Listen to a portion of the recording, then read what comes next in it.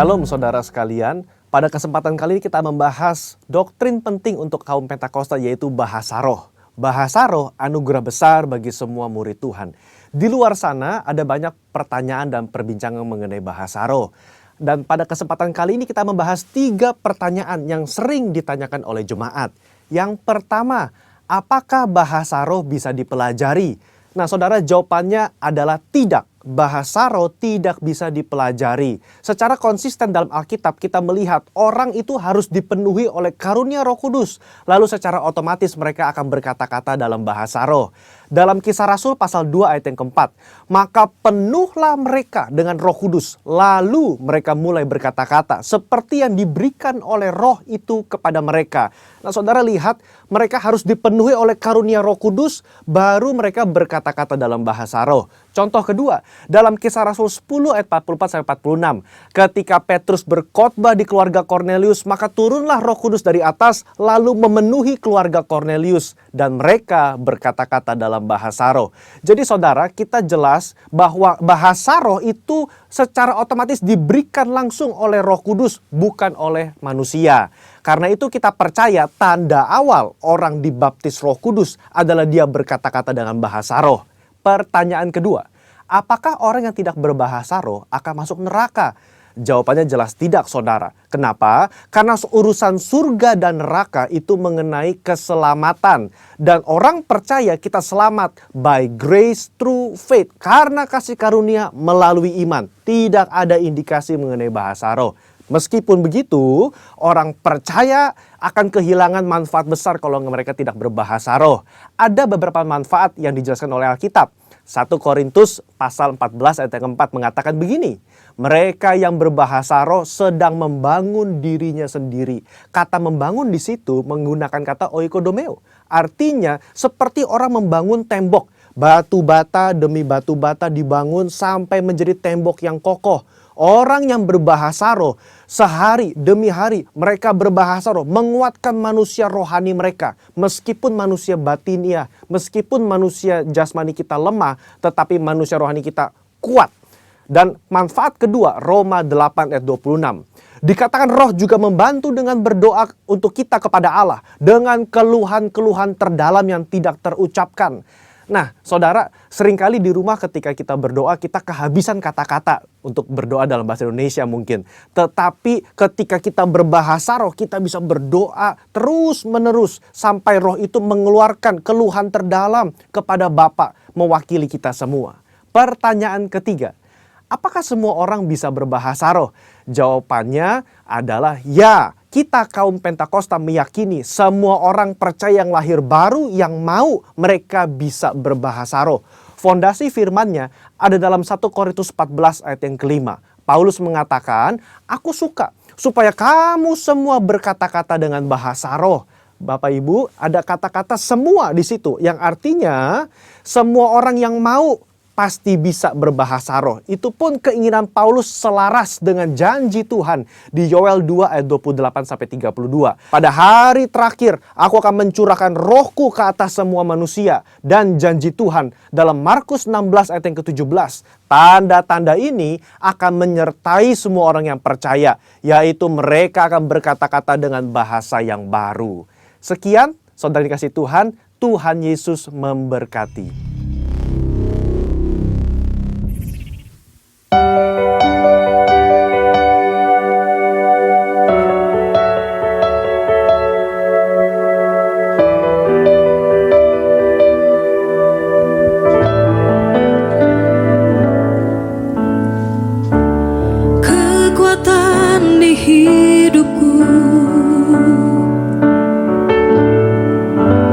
Ku dapat di dalam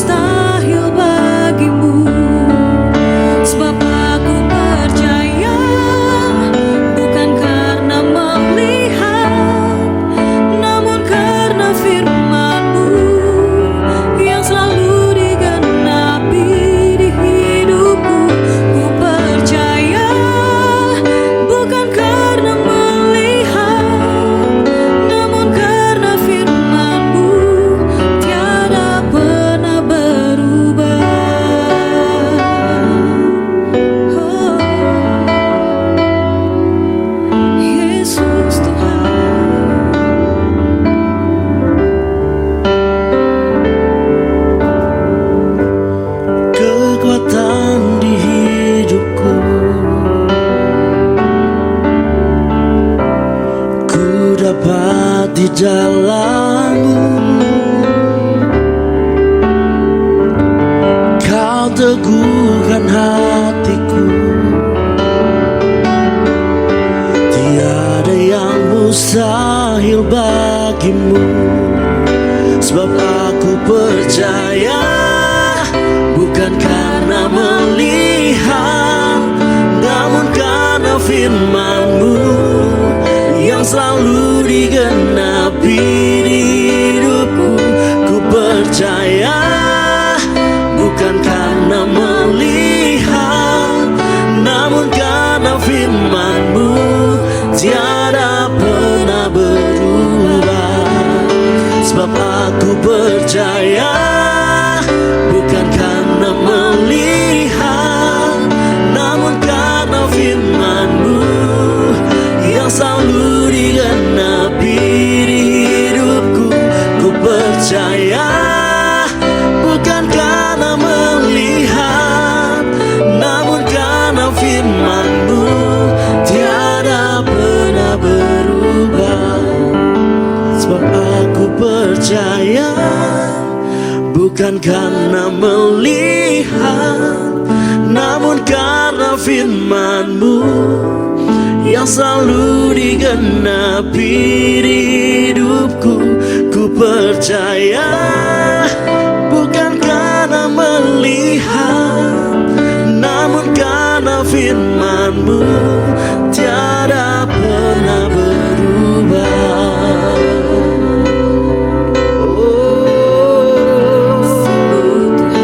Kami percaya, oh Yesus,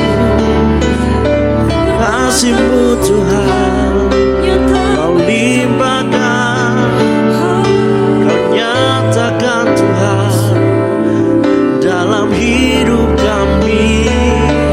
Kami menyembah-Mu, kami meninggikan Engkau Yesus.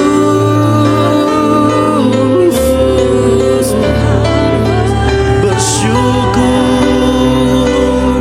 kami bersyukur Jesus.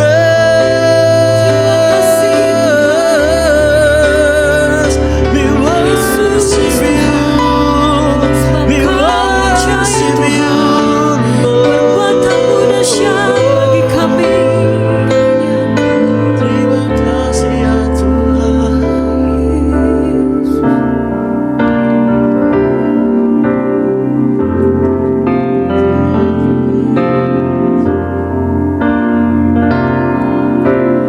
Bapa, Kau setia. Bapa, Kau mulia. Tenanglah jiwaku, aman bersama-Mu. Lebih dari harta, Kaulah segalanya. Tenanglah jiwaku dalam hadirat-Mu.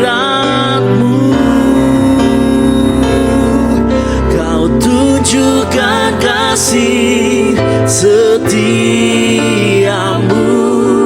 Kau menyediakan yang ku perlu. Kau setia, Kau mulia, dulu, sekarang, dan selamanya. Kau tunjukkan kasih setia-Mu. Kau menyediakan yang ku perlu. Kau setia, Kau mulia, Bapa, Kau setia. Kau tunjukkan kasih setiamu, kau menyediakan yang ku perlu. Kau setia, kau mulia, dulu, sekarang, dan selamanya. Kau tunjukkan kasih setiamu, kau menyediakan yang ku perlu. Kau setia, kau mulia, Bapa, kau setia. Kau setia, kau mulia, kau setia, kau mulia, kau setia, kau mulia, Bapa, kau setia. Oh Jesus, Bapa yang kau setia, setia, Tuhan.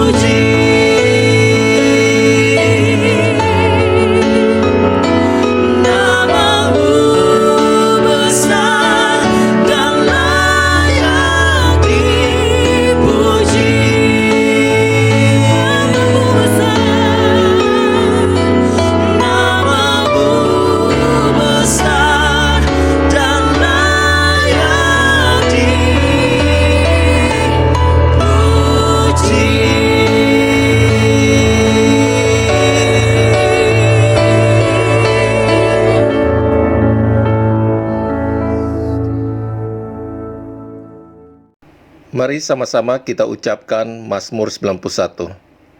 Dalam lindungan Allah. Orang yang duduk dalam lindungan yang maha tinggi dan bermalam dalam naungan yang maha kuasa akan berkata kepada Tuhan, tempat perlindunganku dan kubu pertahananku, Allahku yang kupercayai. Sungguh, dialah yang akan melepaskan engkau dari jerat penangkap burung, dari penyakit sampar yang busuk. Dengan kepaknya ia akan melindungi engkau. Di bawah sayapnya engkau akan berlindung. Kesetiaannya ialah perisai dan pagar tembok. Engkau tak usah takut terhadap kedahsyatan malam, terhadap panah yang terbang di waktu siang, terhadap penyakit sampar yang berjalan di dalam gelap, terhadap penyakit menular yang mengamuk di waktu petang. Walau 1.000 orang rebah di sisimu dan 10.000 di sebelah kananmu, tetapi itu tidak akan menimpamu. Engkau hanya menontonnya dengan matamu sendiri dan melihat pembalasan terhadap orang-orang fasik. Sebab Tuhan ialah tempat perlindunganmu, yang maha tinggi telah kau buat tempat perteduhanmu. Malapetaka tidak akan menimpa kamu, dan tulah tidak akan mendekat kepada kemahmu. Sebab malaikat-malaikatnya akan diperintahkannya kepadamu untuk menjaga engkau di segala jalanmu. Mereka akan menata engkau di atas tangannya, supaya kakimu jangan terantuk kepada batu. Singa dan ular tedung akan kau langkahi. Engkau akan menginjak anak singa dan ular naga. Sungguh, hatinya melekat kepadaku, maka aku akan meluputkannya. Aku akan membentenginya, sebab ia mengenal namaku. Bila ia berseru kepadaku, aku akan menjawab. Aku akan menyertai dia dalam kesesakan. Aku akan meluputkannya dan memuliakannya. Dengan panjang umur akan kukenyangkan dia, dan akan kuperlihatkan kepadamu keselamatan daripadaku. Amin. Mari kita satu dalam doa. Bapa kami dalam surga, yang kami sembah di dalam nama Tuhan Yesus, kami bersyukur Tuhan untuk hari ini, untuk setiap firman yang boleh kami dengar. Kiranya firman yang kami dengar boleh bertumbuh dan berdampak dalam kehidupan kami. Bapa, saat ini kami ingin berdoa untuk bangsa kami Indonesia, untuk pemerintahan bangsa kami, untuk Bapak Presiden dan Wakil Presiden, semua menteri, semua kabinet yang ada di bangsa kami, TNI, Polri, dan semua aparat. Kami berdoa Tuhan, kiranya Tuhan memberikan kesehatan, kiranya perlindungan Tuhan yang sempurna ada atas mereka, dan biarlah hikmat, marifat, dan akal budi turun sehingga dapat menjalankan tugas-tugas di bangsa kami sesuai dengan apa yang Tuhan mau. Terima kasih Tuhan untuk roh takut akan Allah.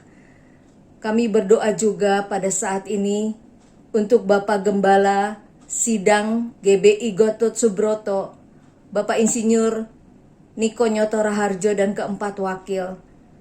Dan kami berdoa untuk Gembala CK9, Bapak Sony Waplau dan keluarga. Dan semua gembala-gembala yang ada di cabang. Dan kami berdoa untuk Gembala GBI Wow, Bapak Iwan dan Ibu Ola, beserta keluarga besar masing-masing. Kiranya Tuhan melindungi keluar masuknya. Tuhan memakai hamba-hambamu menjadi alat di tanganmu. Dan terus Tuhan memberikan pengurapan pewahyuan yang baru. Terima kasih Tuhan untuk hari ini. Kami mau mengangkat saudara-saudara kami yang terkena COVID-19, yang masih dirawat di rumah sakit. Kiranya Tuhan memberikan kesembuhan. Yang juga dalam isolasi mandiri, Tuhan memberikan kesembuhan. Tuhan, kami berdoa untuk jemaat-Mu dimanapun mereka berada. Engkau yang mengetahui keadaan masing-masing, Engkau yang mencukupi segala kebutuhan mereka, Engkau menjawab segala doa-doa mereka. Terima kasih Bapa. Kami percaya bahwa Tuhan Allah yang setia, yang menyertai dan memberkati, dan tidak pernah membiarkan kami. Pada saat ini Tuhan, kami ingin mematahkan setiap siasat orang, merubuhkan setiap kubu yang dibangun oleh keangkuhan manusia untuk menentang pengenalan akan Allah. Kami menawan segala pikiran dan menaklukkannya kepada Kristus. Terima kasih Bapa.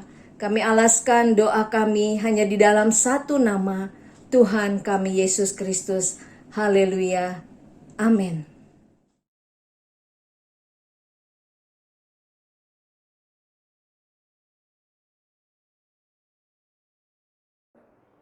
Shalom, Jemaat HOG di Ambon dan Jemaat CK9 di seluruh cabang di Jakarta yang Tuhan Yesus kasihi.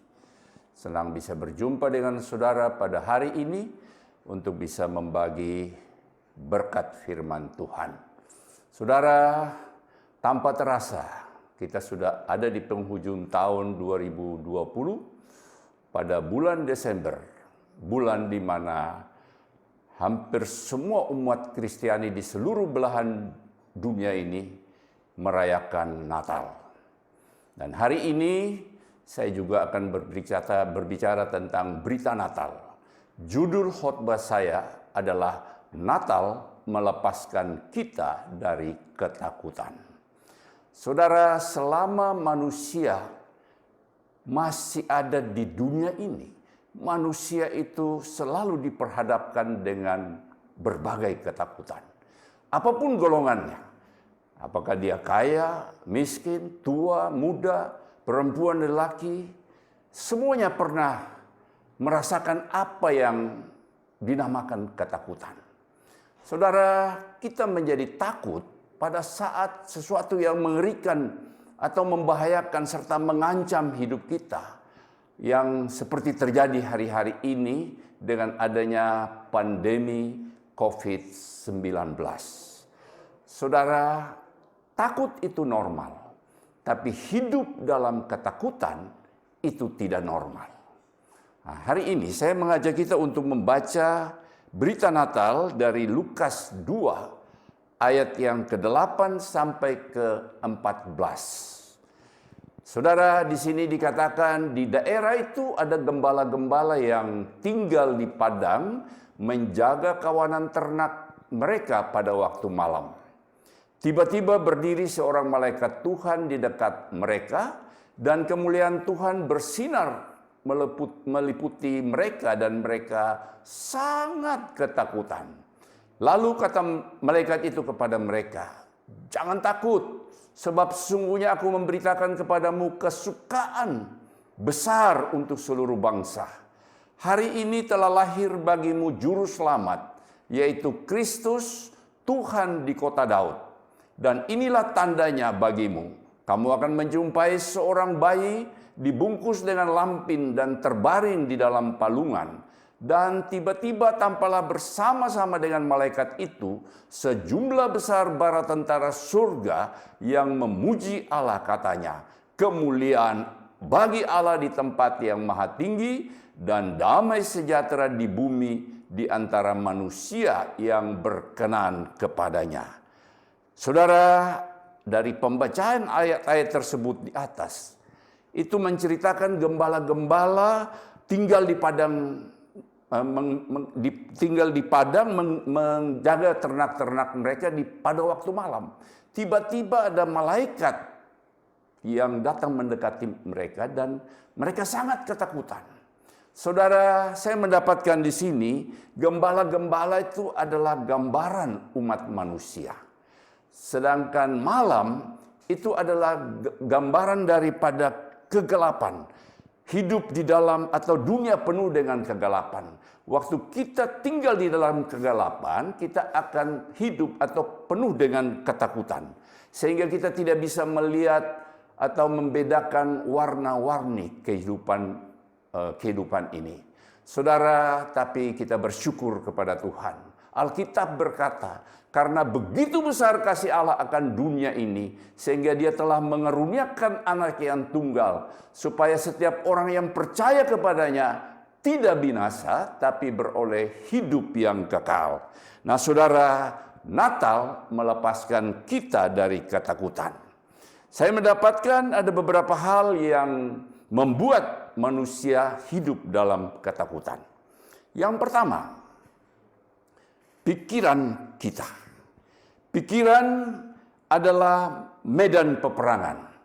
Waktu iblis menguasai seseorang, dia menguasai dulu pikirannya. Waktu dia bisa menguasai pikirannya, maka dia akan menguasai seluruh kehidupannya. Nah, saudara, Ayub berkata di dalam Ayub 3 ayat 25 sampai 26 dikatakan begini, "Karena yang kutakutkan itulah yang menimpa aku, dan yang kucemaskan itulah yang mendatangi aku.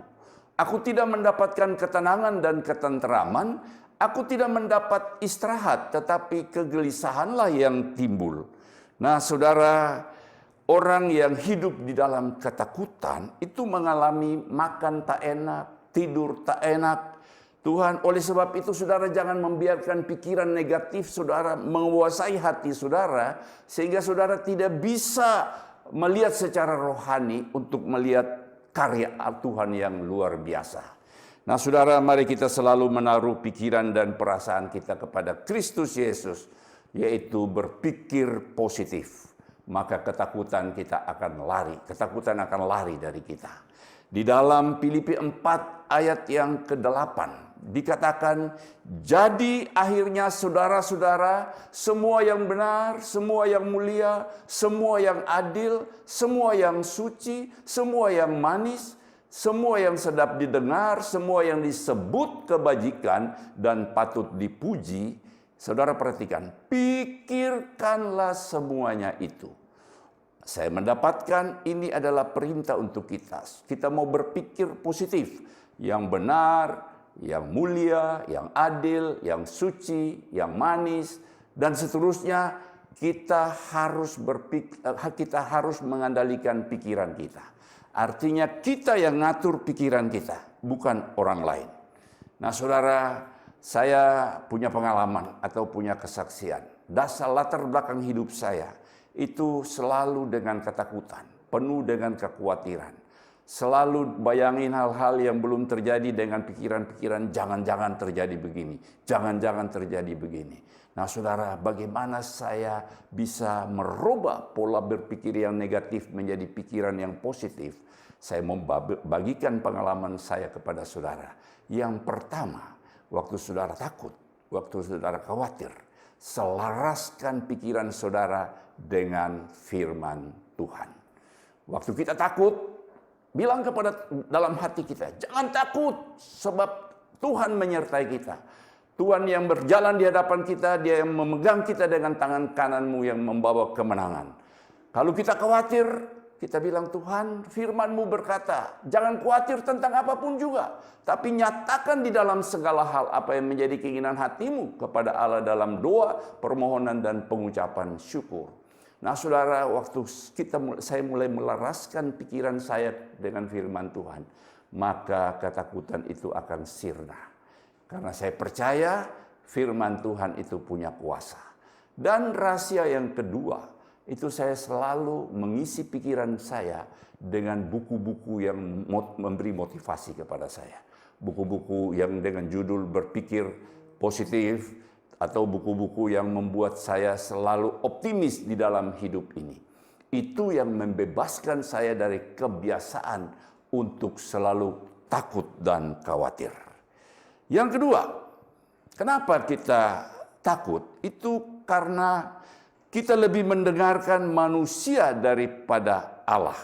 Saudara, kalau saudara baca di dalam 1 Samuel 15 ayat 1 sampai 35, itu diceritakan waktu itu Saul oleh Tuhan diperintahkan untuk segera membasmi atau membunuh bangsa Amalek dan rajanya dan semua binatangnya.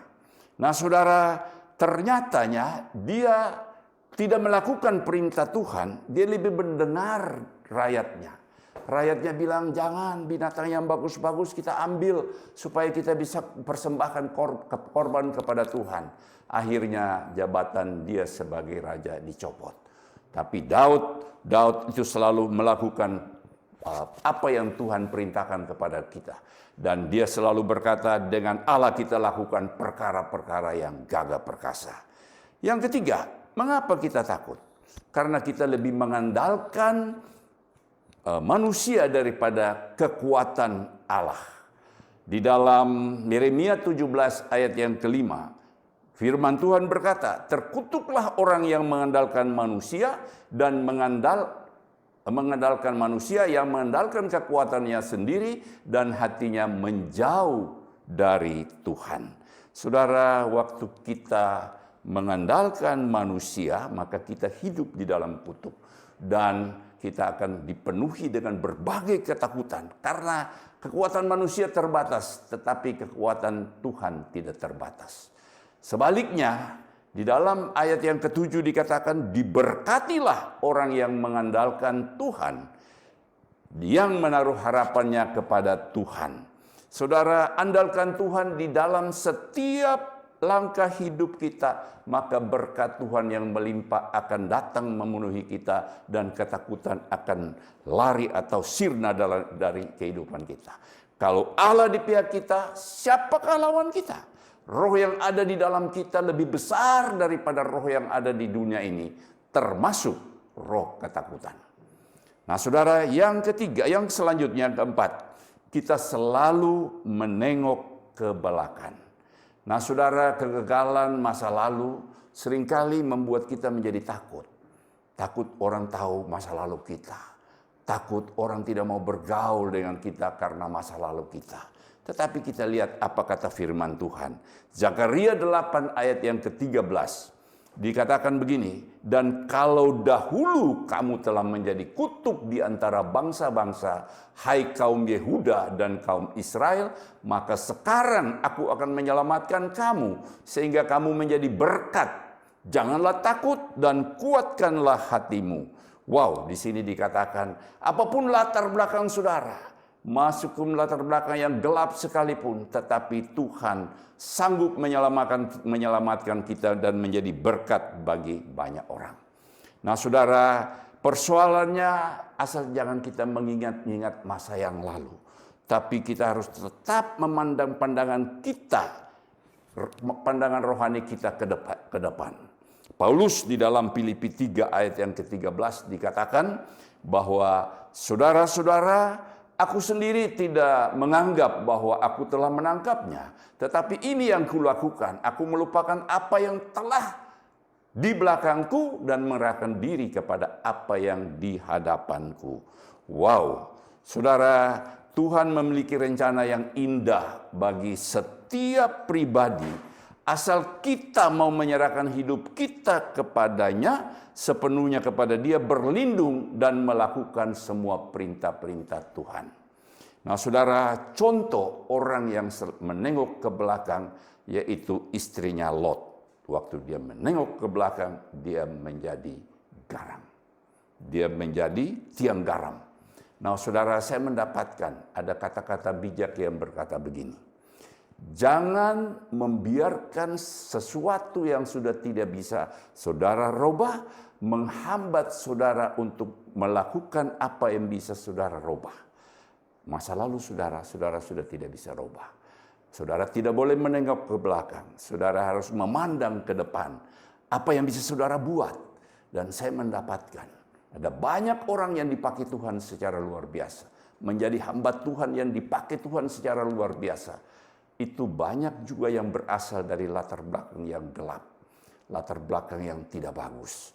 Tetapi mereka tidak mengingat-ingat yang lalu, mereka selalu menatap ke depan secara rohani bahwa Tuhan sanggup melakukan segala perkara. Nah, saudara, saya selanjutnya akan menyampaikan mengapa kita tidak perlu takut. Dari berita Natal yang tadi kita baca, ada 5 poin, ada 5 langkah yang membagikan atau menceritakan kepada kita tidak perlu takut. Yesus datang supaya kita tidak perlu takut. Yang pertama, di dalam ayat yang ke-10 dari ayat yang tadi kita baca di atas, karena ada berita kesukaan besar. Dunia ini penuh dengan berita yang menakutkan. Ada berita kesusahan, berita peperangan, berita gosip, berita hoax, berita bencana alam, berita kecelakaan, berita sakit penyakit, berita kelaparan, berita krisis global. Tapi saya mau beritahu saudara, jangan takut, sebab ada satu berita, yaitu berita kesukaan besar, berita kabar baik, berita kemenangan, berita kepastian keselamatan, yaitu berita tentang kelahiran Yesus Kristus. Saudara, kelahiran Yesus Kristus membuat hidup kita menjadi berarti. Dosa kita diampuni dan kita menjadi orang yang pasti atau masuk di dalam hidup yang kekal. Di dalam Dia kita menjadi ciptaan baru dan kita bisa melihat karya atau kita bisa melihat karya Tuhan. Kita menjadi berharga di mata Tuhan. Hadirkan Yesus di mana saja saudara berada dan akan memberi dampak kepada dunia ini di mana saudara menjadi garam dan terang dunia. Saudara, kelahiran Yesus berarti kita melahirkan jiwa-jiwa untuk kerajaan surga. Kelahiran Yesus membawa keajaiban dan melepaskan kita dari ketakutan. Kelahiran Yesus membawa keajaiban karena Yesus sanggup mengubah keputusasaan menjadi pengharapan, kegelapan menjadi terang, kemiskinan menjadi kekayaan, kekalahan menjadi kemenangan, kegagalan menjadi kesuksesan, kematian menjadi kehidupan, air biasa menjadi anggur yang manis. Loh saudara, di dalam Yesus ada kuasa dan mujizat yang dahsyat. Yesus adalah juru selamat yang sejati. Yang kedua, mengapa kita tidak perlu takut? Karena kita mempunyai juru selamat. Di dalam ayat yang ke-11. Saudara, sebagai hari ini telah lahir bagimu juru selamat, yaitu Kristus Tuhan di kota Daud. Sebagai orang yang percaya, kita harus mengucapkan syukur. Karena Allah begitu sangat dekat dengan kita. Dia yang rela turun dari surga menjadi manusia. Dan semua orang yang percaya mengenal Dia. Dan Allah itu sangat mengerti kesulitan kita. Dia merasakan kelemahan kita. Dan Dia turut bekerja di dalam segala sesuatu untuk mendatangkan kebaikan bagi orang yang mengasihi Dia. Dia Allah yang menyertai kita. Allah yang Immanuel. Ia menyertai kita sampai di akhir zaman. Oleh karena itu Allah selalu menyertai kita dalam suka maupun duka. Karena itu kita tidak perlu takut. Jangan takut terhadap goncangan, tantangan, masalah, dan cobaan karena Kristus atau Yesus sanggup memberikan jalan keluar di saat tidak ada jalan. Yang kedua, jangan takut dengan penyakit. Katakan dengan imanmu, oleh bilur-bilurnya saya disembuhkan. Berikutnya, jangan takut terhadap kegagalan karena Dia Allah yang memberikan kemenangan dan keberhasilan. Jangan takut dengan masa depanmu yang tidak pasti karena Dia selalu memberikan damai sejahtera dan hari depan yang penuh pengharapan. Jangan takut terhadap kekurangan. Dia Allah yang mencukupi dan Allah yang memberikan kita hidup di dalam segala kelimpahan. Jangan takut terhadap kematian karena mati adalah keuntungan. Kita akan mendapat mahkota kehidupan serta hidup yang kekal. Saudara mau tahu obat takut? Adalah percaya pada Allah. Mazmur 59 ayat yang keempat. Waktu aku takut, aku ini percaya kepadamu. Dan Alkitab berkata, sehelai rambut pun kita tidak akan gugur tanpa seizin Tuhan. Katakan kiri kanan saudara, jangan takut. Jangan takut. Yang ketiga, mengapa kita tidak perlu takut? Karena ada sejumlah bala tentara surga. Di ayat yang ke-13. Nah saudara, suatu saat sejumlah pasukan Aram yang besar dengan kuda dan kereta perang mengepung kota Datan, tempat di mana Nabi Elisa dan bujangnya berada. Pagi-pagi buta bujangnya bangun dan melihat pasukan tentara Aram yang begitu besar, begitu banyak, dia menjadi takut. Tapi Elisa berkata kepada dia, dan Elisa mulai berdoa, celikan mata rohaninya. Dan dia melihat bahwa pasukan surgawi, malaikat Tuhan jauh lebih banyak di sekelilingi mereka, lebih banyak daripada pasukan dari tentara Aram. Nah saudara, sesungguhnya kalau kita melihat keadaan kita, jangan melihat dengan mata jasmani kita. Tetapi kita kalau melihat dengan mata rohani kita akan melihat penyertaan Tuhan yang luar biasa. Tuhan campur tangan dalam hidup kita.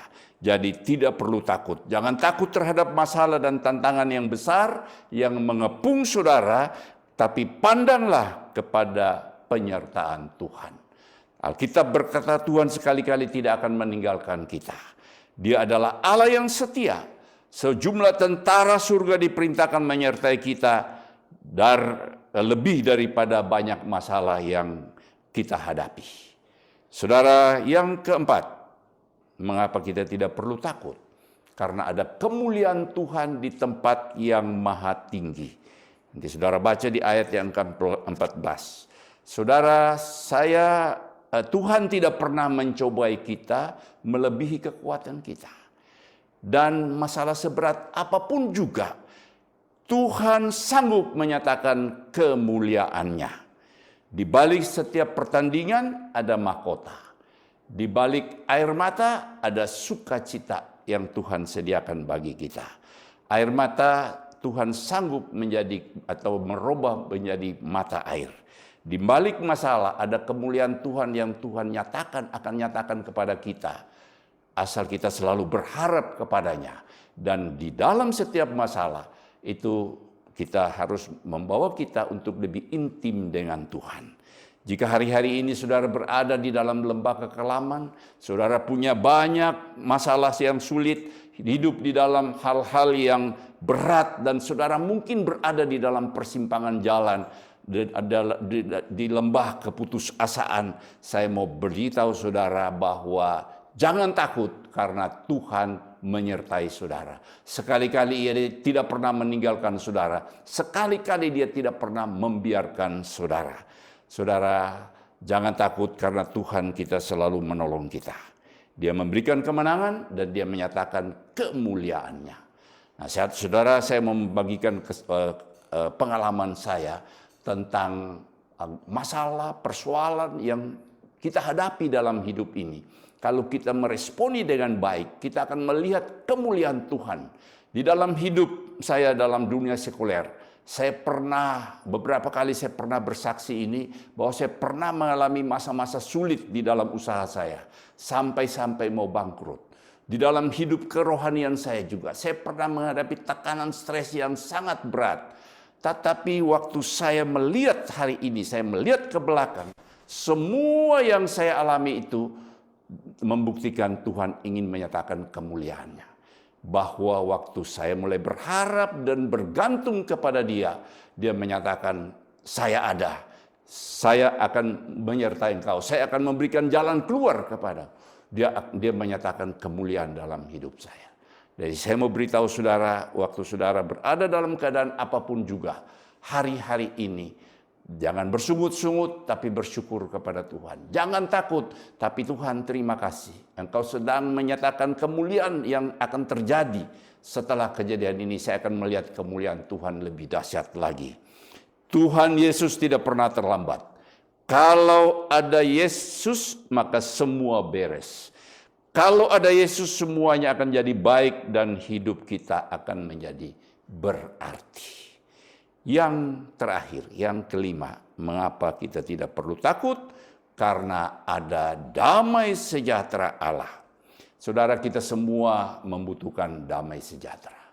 Ada banyak keluarga yang hancur karena tidak ada damai. Gereja pecah atau terbelah karena tidak ada damai. Bisnis kacau karena tidak ada damai. Ada terjadi konflik di mana-mana karena tidak ada damai. Nah, saudara, jika saudara ingin mendapat damai sejahtera Allah, kunci yang pertama adalah berdamai atau berdamai dulu dengan Allah. Karena damai sejahtera Allah yang melampaui segala akal itu akan memenuhi atau yang membuat kita bisa berdamai dengan semua orang. Saudara, jangan menyimpan dendam, jangan menyimpan sakit hati, tapi kita perlu memiliki hati seorang hamba untuk melepaskan pengampunan. Saya mendapatkan pengampunan, itulah yang memulihkan kita. Yesus berkata, ampunilah mereka karena mereka tidak tahu apa yang mereka lakukan.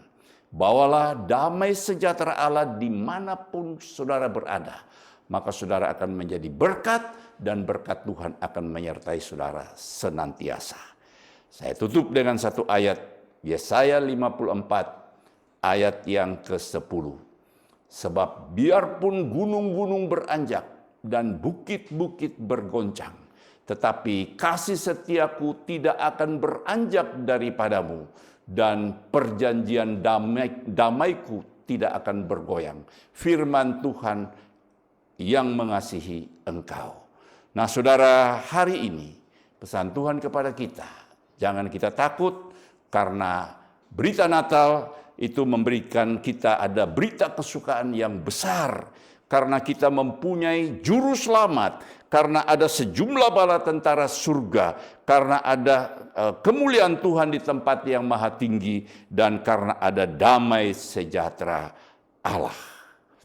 Nah, saudara, saya mengajak saudara mengakhiri hari tahun 2020 dan memasuki tahun 2021.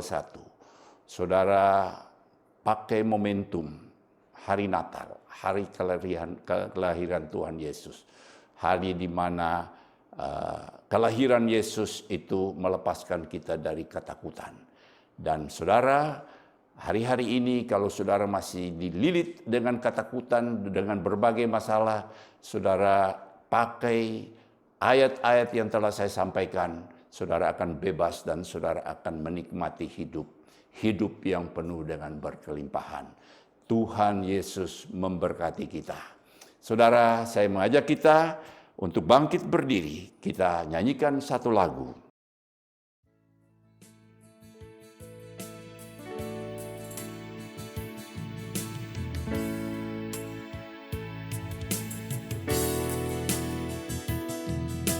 Tak usah ku takut, Allah menjagaku.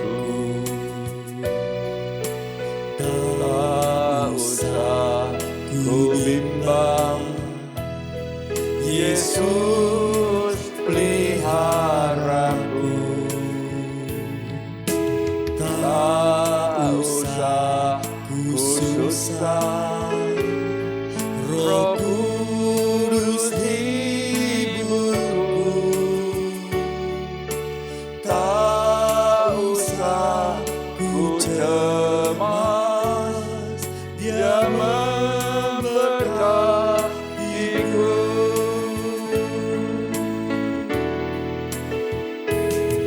El Shaddai, El Shaddai, Allah Maha Kuasa. Dia besar, Dia besar, El Shaddai mulia. El Shaddai, El Shaddai, Allah Maha Kuasa. Berkatnya melimpah, El Shaddai, El Shaddai, El Shaddai, Allah Maha Kuasa. Dia besar, Dia besar, El Shaddai mulia. El Shaddai, El Shaddai, Allah Maha Kuasa. Berkatnya melimpah, El Shaddai, El Shaddai, Allah Maha Kuasa. Dia besar, Dia besar, El Shaddai mulia. El Shaddai, El Shaddai, Allah Maha Kuasa. Berkatnya melimpah, El Shaddai, El Shaddai, Allah Maha Kuasa. Dia besar, Dia besar, El Shaddai mulia. El Shaddai, El Shaddai, Allah Maha Kuasa.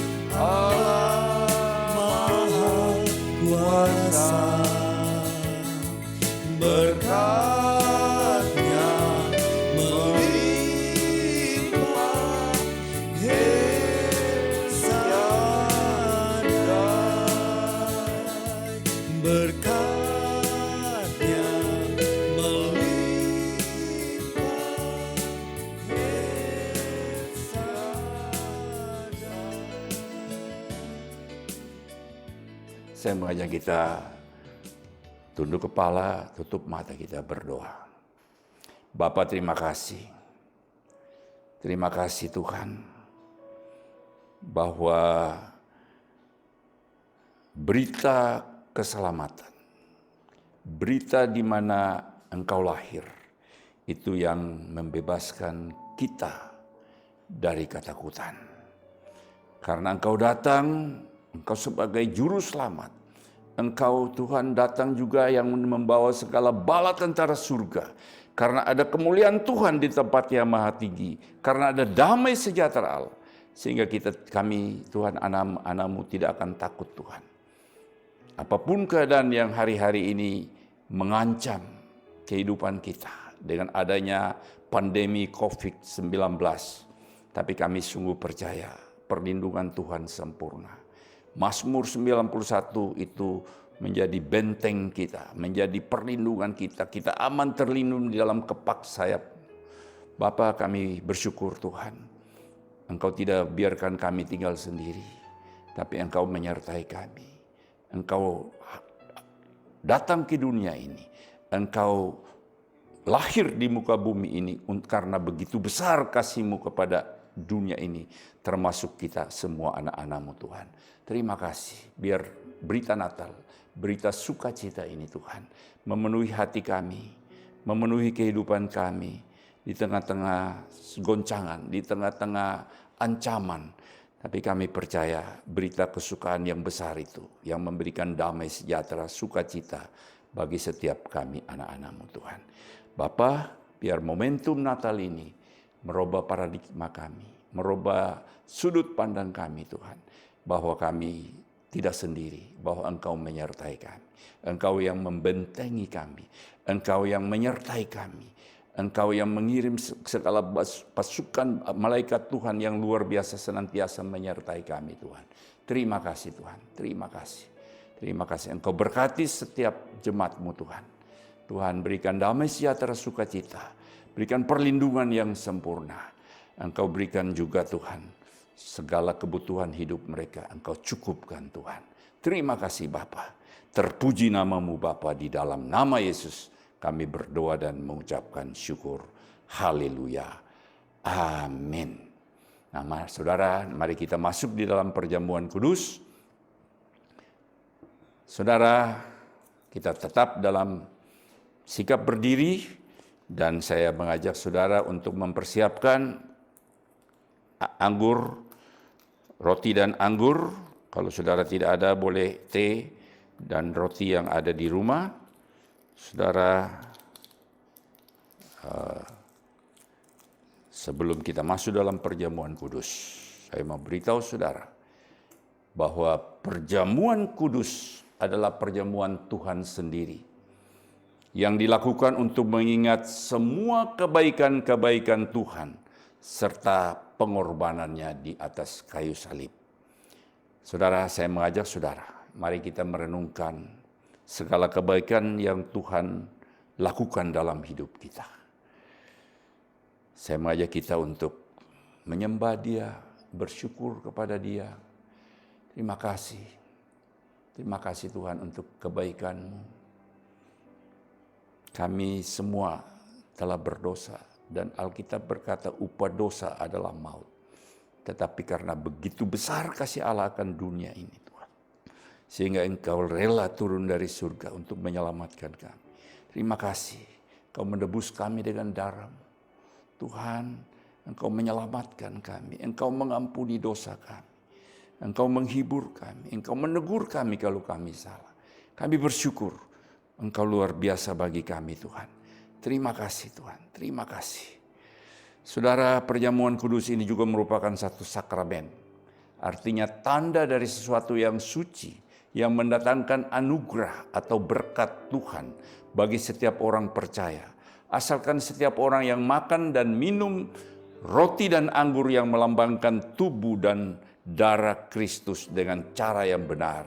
Artinya tidak menyimpan sakit hati, benci, dan dengki serta dosa.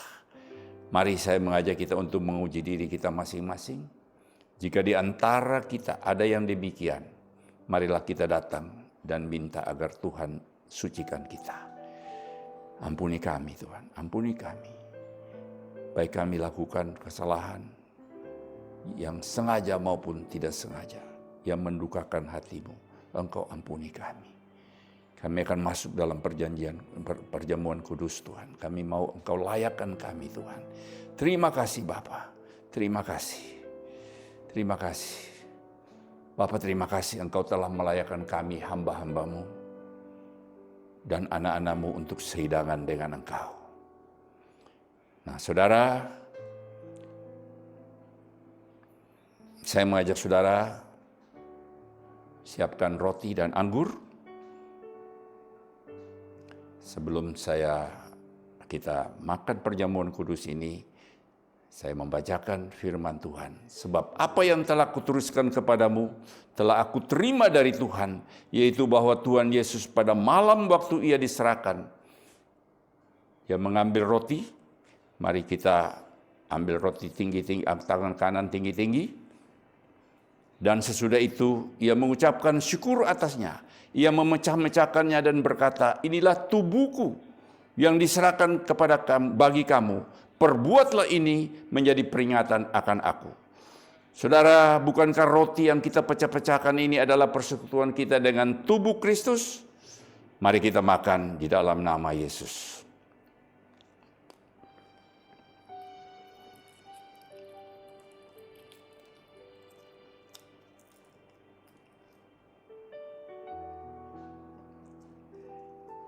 Angkat cawan anggur tinggi-tinggi. Demikian juga Ia mengambil cawan sesudah makan, lalu berkata, cawan ini adalah perjanjian baru yang dimeteraikan oleh darahku. Perbuatlah ini setiap kali kamu meminumnya, menjadi peringatan akan aku. Bukankah cawan pengucapan syukur, yang atasnya kita ucapkan syukur, adalah persekutuan kita dengan darah Yesus? Mari kita minum di dalam nama Yesus. Saya mengajak saudara menyembah Dia. Ucapkan syukur. Terima kasih Tuhan. Terima kasih. Terima kasih Tuhan. Terima kasih. Oh haleluya, haleluya, haleluya.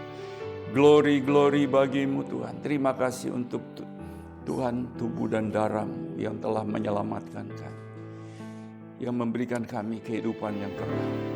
Oh terima kasih.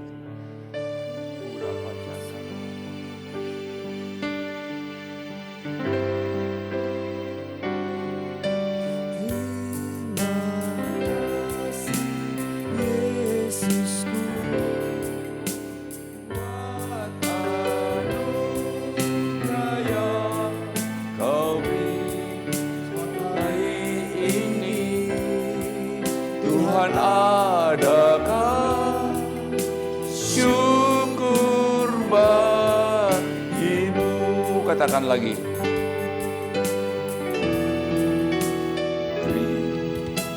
Terima kasih Yesusku buat anugerah yang Kau beri. Sebab hari ini Tuhan adakah syukur bagimu. Sebab hari ini Tuhan adakah syukur bagimu.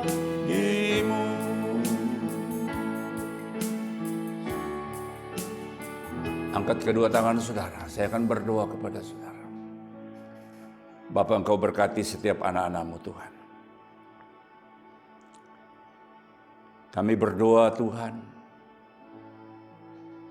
di dalam berita Natal, di dalam bulan ini Tuhan, di mana kami memperingati hari kelahiran-Mu Tuhan. Kami berdoa kepada setiap jemaat, setiap umat-Mu Tuhan. Dengan kelahiran Yesus, dengan memperingati hari kelahiran Yesus, mereka dibebaskan, mereka dilepaskan dari rasa ketakutan. Engkau bebaskan mereka dari ketakutan untuk mereka hidup dengan iman. Mereka melihat dengan mata rohani mereka bahwa penyertaan Tuhan sempurna dalam kehidupan mereka. Berkati mereka Tuhan, untuk mereka terus Tuhan bergairah di dalam hidup ini. Mereka boleh mengakhiri tahun 2020 dengan sukacita yang besar. Dan mereka juga Tuhan memasuki tahun 2021 dengan rasa optimisme untuk mereka meraih apa yang Tuhan sediakan bagi mereka dalam tahun 2021 ini Tuhan. Sesuai dengan tema yang Tuhan berikan lewat gembalamu, lewat gembala kami Tuhan. Bahwa tahun ini adalah tahun integrity. Untuk kami membentuk hidup kami supaya menyerupai Engkau Tuhan. Terima kasih Tuhan, Engkau berkati semua jemaat-Mu Tuhan. Di dalam nama Yesus kami berdoa dan mengucap syukur. Haleluya. Amin.